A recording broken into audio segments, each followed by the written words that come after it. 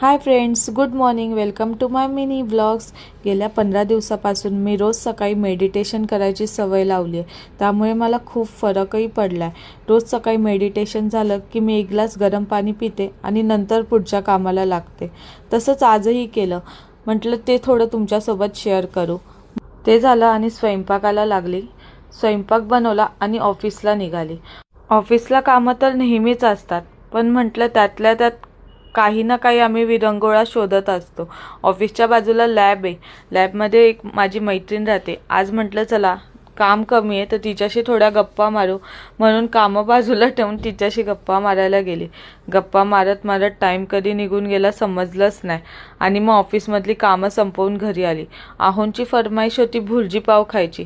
मग काय म्हटलं जाऊन दे, श्रावणात त्यांनी पूर्ण श्रावण पाळलाय, मग बनवायला काय जातंय. बनवलं आणि दोघं सोबतच जेवायला बसलो.